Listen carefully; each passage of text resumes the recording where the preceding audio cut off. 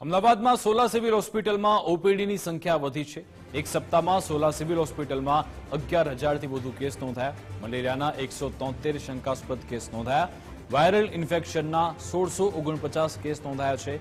ઓપીડીની સંખ્યામાં 10%નો વધારો થયો। ડેન્ગ્યુના 158 સેમ્પલ લેવાયા, જેમાં 26 કેસ પોઝિટિવ છે। ચોમાસાની સિઝનમાં તકેદારી રાખવા ડોક્ટરોએ સૂચન કર્યું છે। ચાલુ અઠવાડિયામાં ઓપીડી આ વખતે 11,114 દર્દીઓ હતા। ઇન્ડોરની અંદર 1,172 દર્દીઓ હતા। ડેન્ગ્યુના કેસમાં ગયા અઠવાડિયા કરતાં થોડો વધારો જોવા મળ્યો છે। આ વખતે સસ્પેક્ટેડ 158 હતા, એમાંથી 26 પોઝિટિવ દર્દીઓ ડેન્ગ્યુના જોવા મળ્યા છે। મેલેરિયાના કેસમાં કોઈ ખાસ છે નહીં, એક પણ મેલેરિયાનો પોઝિટિવ કેસ અત્યાર સુધીમાં ડિટેક્ટ નથી થયો।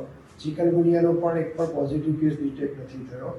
અને ડાયરિયાના જે કેસો છે એ આ ગત અઠવાડિયા દરમિયાન 17 કેસો નોંધવામાં આવેલા છે।